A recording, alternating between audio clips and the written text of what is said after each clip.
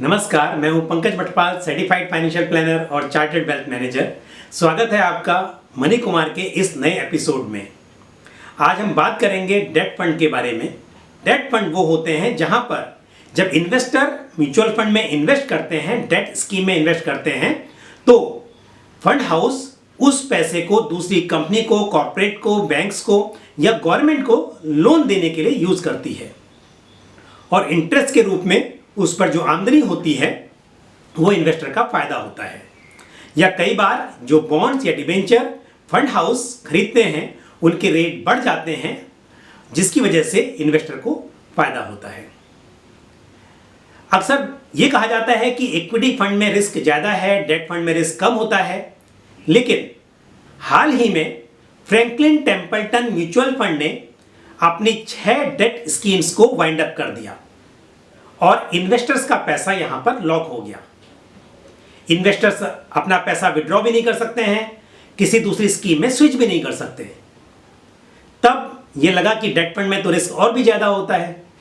Risk हर तरह के investment में है और ये रिस्क थोड़े डिफरेंट टाइप्स के होते हैं। डेट में जैसे मैंने बोला कि फंड हाउस आपके पैसे को दूसरी कंपनी को या गवर्नमेंट को लोन देते हैं और उसकी वजह से अगर वो लोन टाइम पर वापस नहीं मिला या कंपनी डिफॉल्ट कर जाती है, वो इंटरेस्ट नहीं दे पाती है, तो वो नुकसान इन्वेस्टर को होता है। ये जो लोन होता है वो एक दिन का भी हो सकता है और कई सालों का भी हो सकता है और इसी आधार पर सेबी ने डेट म्यूचुअल फंड्स को 16 कैटेगरीज में डिवाइड किया है, जैसे कि overnight fund, liquid funds, money market fund, ultra short term fund, low duration fund. इस तरह से 16 कैटेगरीज हैं। जैसे कि अगर आप ओवरनाइट फंड में इन्वेस्ट करते हैं तो आपका पैसा जब फंड हाउस बैंक को लोन देगा तो वो मैक्सिमम 1 दिन की मैच्योरिटी के साथ होगा।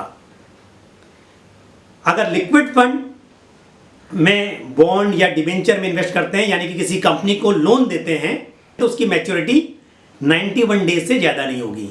लेकिन अगर आप कॉर्पोरेट बॉन्ड में इन्वेस्ट करते हैं या जीसेक या गिल्ट फंड में इन्वेस्ट करते हैं तो यहां पर गवर्नमेंट सिक्योरिटी की या जो बॉन्ड्स या डिबेंचर हैं उनकी मैच्योरिटी बहुत लंबी हो सकती है, कई सालों की हो सकती है।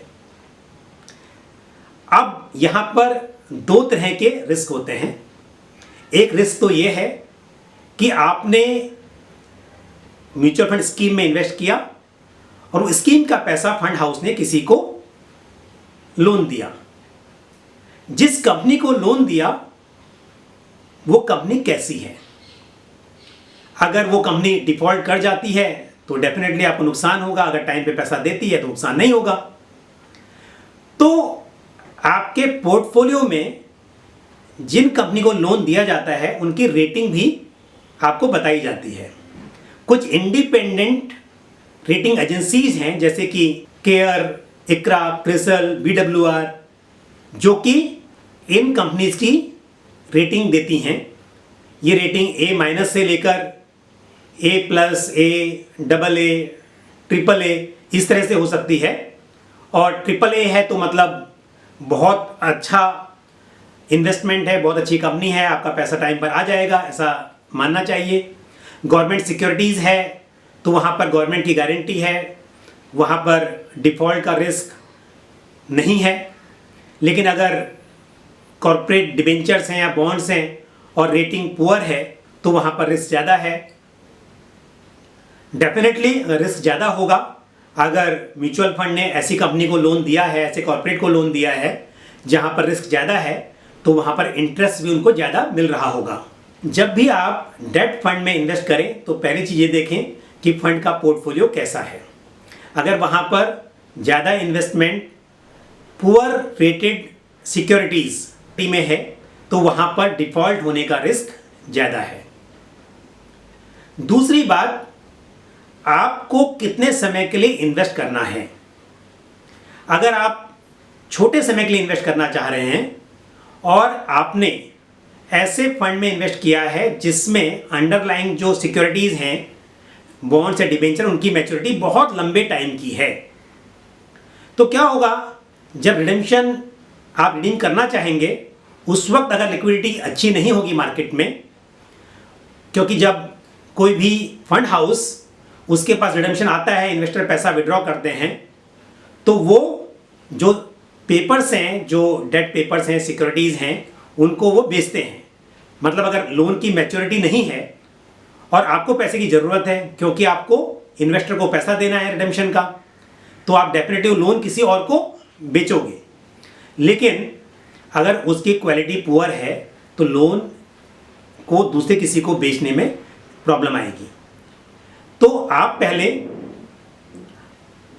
ओवरनाइट फंड, क्योंकि मैंने बताया वहाँ पर मैच्योरिटी जो होती है वो एक दिन की होती है, वहाँ पर रिस्क ना के बराबर है।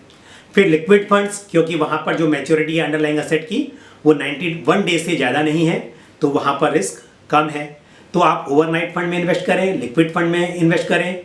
जब आप लंबे समय के लिए इन्वेस्ट कर रहे हैं तभी आप dynamic bond funds, corporate bond funds, GSAT funds या गिल्ड फंड्स और क्रेडिट रिस्क फंड्स, इस तरह के फंड्स में तब इन्वेस्ट करें। जब भी आप डेट फंड में इन्वेस्ट करें तो ज़रूर देखें कि अंडरलाइंग एसेट की मैच्योरिटी कितनी लंबी है। जितनी मैच्योरिटी कम होगी उतना रिस्क कम होगा। दूसरी बात, पोर्टफोलियो में एसेट क्वालिटी कैसी है, बहुत ज़्यादा लो क्वालिटी का इन्वेस्टमेंट तो नहीं है। और तीसरी बात, पोर्टफोलियो कितना डाइवर्सिफाइड है, कहीं एक ही कॉर्पोरेट को, एक ही कंपनी को बहुत ज़्यादा लोन तो नहीं दिया हुआ है। ये बातें आप ज़रूर देखें। यदि आपको हमारा वीडियो पसंद आया हो तो इसको लाइक करना ना भूलें और साथ ही जितना अधिक से अधिक हो सके इसको शेयर भी करें। यदि आपने हमारा YouTube चैनल मनी कुमार अभी तक सब्सक्राइब नहीं किया है तो इसको सब्सक्राइब करें और साथ ही बेल आइकन को प्रेस करें ताकि जब भी हम कोई नया वीडियो अपलोड करें तो आपको उसका नोटिफिकेशन आए। साथ ही कमेंट बॉक्स में अपने सुझाव देना ना भूलें। कोई सवाल आपका हो तो वो भी आप कमेंट बॉक्स में लिखें। मैं कोशिश करूंगा कि आपके इंडिविजुअल जो क्वेश्चंस हैं उनके भी आंसर दे पाऊं। इसी तरह की महत्वपूर्ण जानकारी के साथ आपसे फिर मुलाकात होगी। तब तक के लिए अपना ख्याल रखिए, सुरक्षित रहिए। जय Hind. Mutual fund investments are subject to market risk. Read all scheme related documents carefully.